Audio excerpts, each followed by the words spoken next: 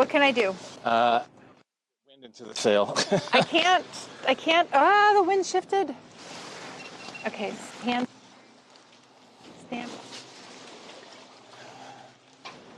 Going to the other.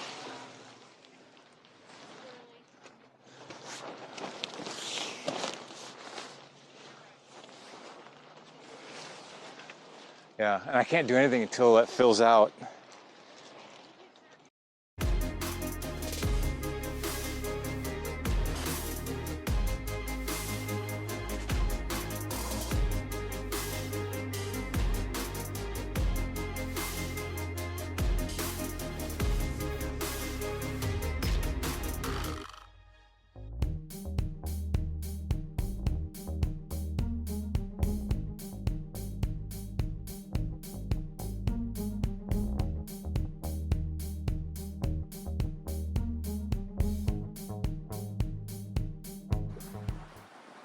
Wing on wing, making decent speed and light wind.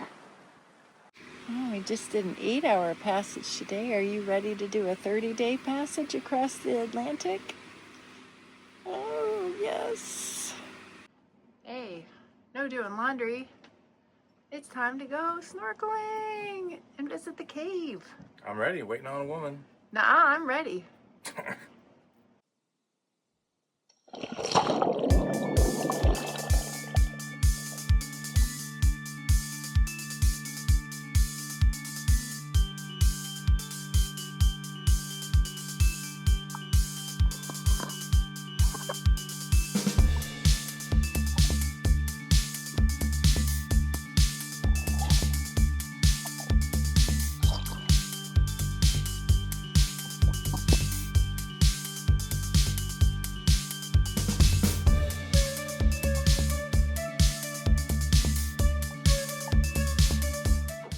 Are you ready for your walk, Shotzi?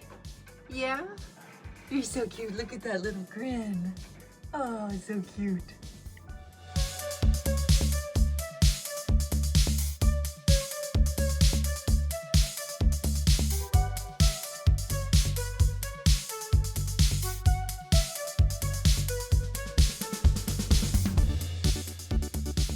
We are anchored in Anse Dufour, just around the bend over there, and this is Anse Noire, as in black, and you can see there's a black sand beach. And we did a little walk with Shotzi, came up to a really steep hill, and she said, nope, I don't want to do this anymore. And we're like, all right, sooner we get back to the boat, sooner we can get happy. Yeah. Just a quick little sail from Anse Dufour, Martinique, up to Saint Pierre, Martinique. So just a short 2.5, 3-hour sail. We get instruments on, engines on.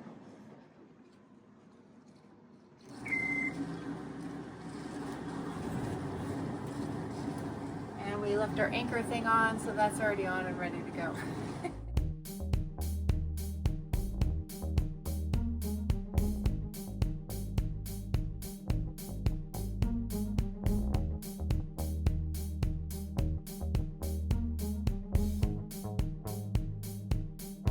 Yeah, all right. Let me know when you get on the sheet or that your boat is positioned so we can fall off Okay. to get that wind back in there. 4. All right. Falling off. It'll be slow because I don't have the engine high. Getting ready. I'm ready. Okay. All right, I'm going to start bringing it in. So make it flappy.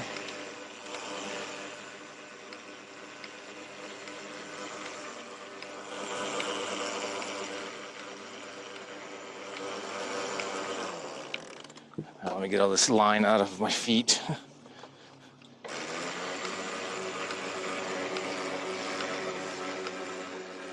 I know. Here we go. Yeah. Oh. It's getting caught on the bottom. Can you pull it out a bit? Yeah.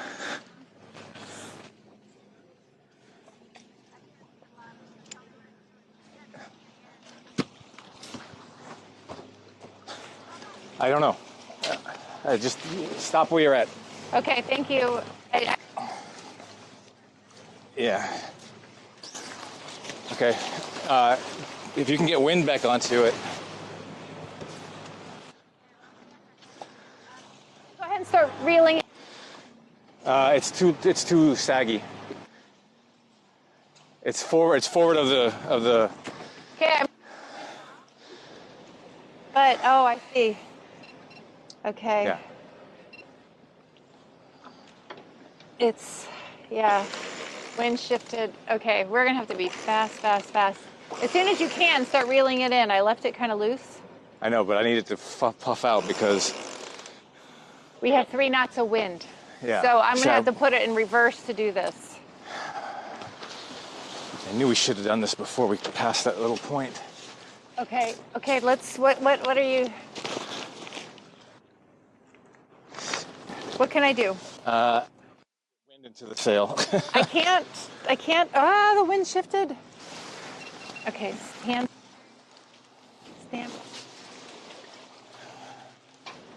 I went to the other.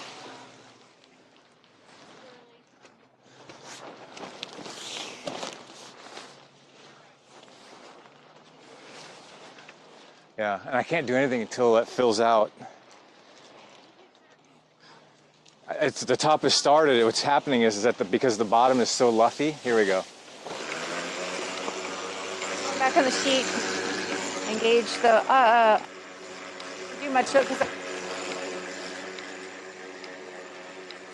It's all right. It's furling, so it's good. And also we have like 2 sailboats like hovering around us. A little more slack. Stand by. We're on that.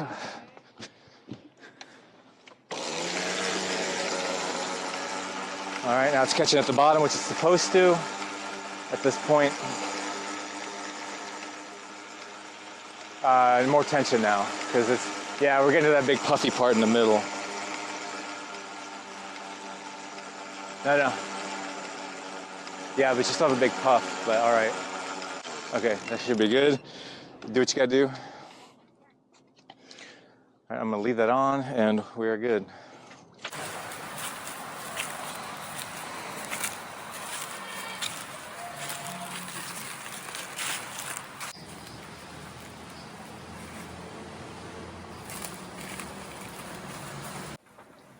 This cushion, I'm not sure if it's when we had a party, it's been ripped for a long time, but we have this little hole right here. And I kind of try to stitch it together so it wouldn't spread bigger, but I'm going to actually replace it. We have plenty of fabric. So these cushions are from this lazarette back here. Anyway, I thought it was really interesting. I thought it was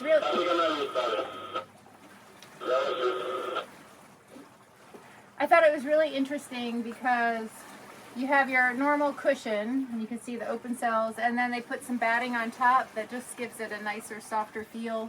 But I've never seen this before, where it's like a styrofoam piece, and that's how they fill it up. I'm not sure. I'll have to Google what that means or why they did that. Dennis was thinking maybe it gives it more rigidity. You know, you like it kind of firm when you're trying to slide it in. Most people like it kind of firm when you're trying to slide it in. So they stitched it together here, and then they went over it again here to hold this edge down. So it looks like this on the other side. I have finished cutting out my piece of fabric right here and have pinned it to right sides together for the cushion all the way around. And now it's going to be real easy because it's a 1/2 inch. I measured it, but I just sew along that line all the way around, and that's all I need to do.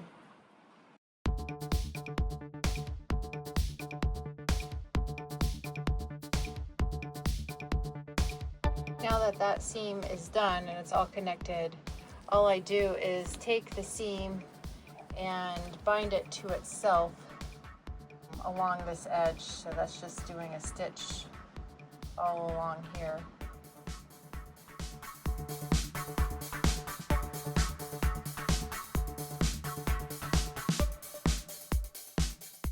I'm using old laundry water to clean Chachi's grass.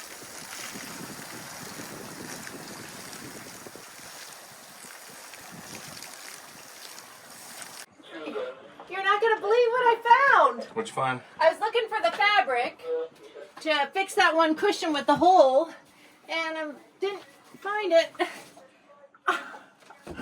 Did you do this? Oh, look at us go. Woo! We haven't had this in a while. I know. See, it pays to do chores. You find discoveries. We should hide more Easter eggs in this boat. That's true. Drinkable ones, that is. That guy's kind of right where I want to go.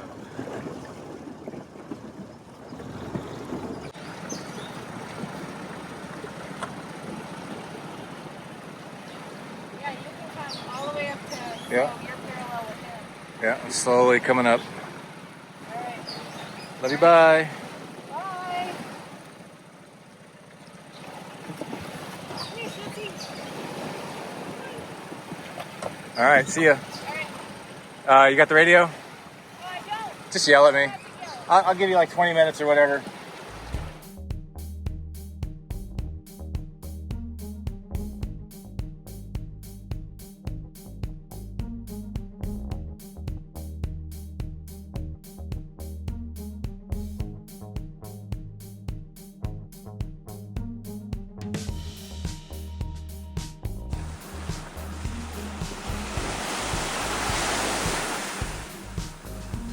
We're getting ready to scrape the bottom of our boat. We heard it's good to use a soft carpet, and if you saw in a video, I made like a pouch so you could put your hand in here and scrub.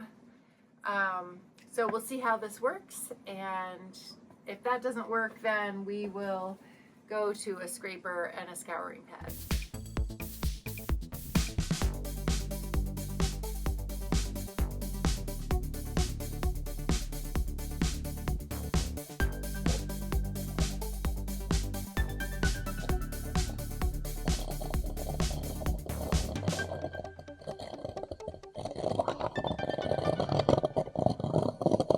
We have the CopperCoat on our hulls, and they were getting a lot of growth on them.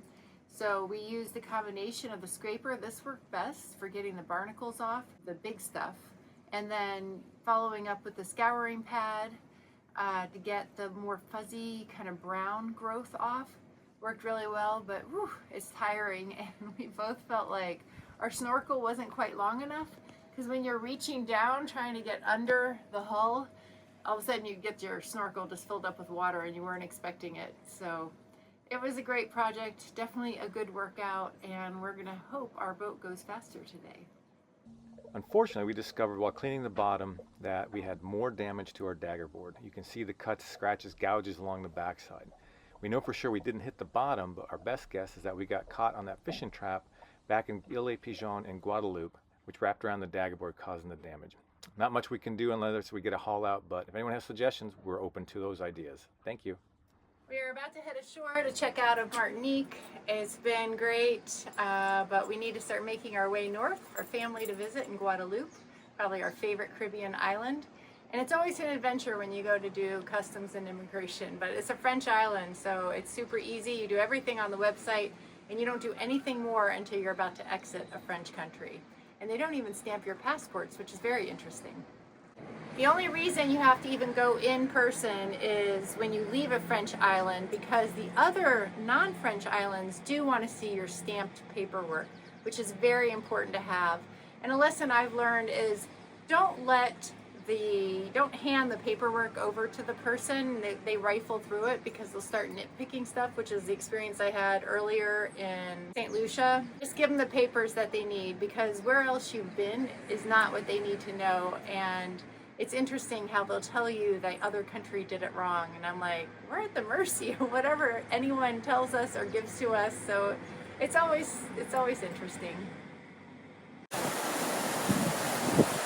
Bye, Saint Pierre, Martinique. Ha!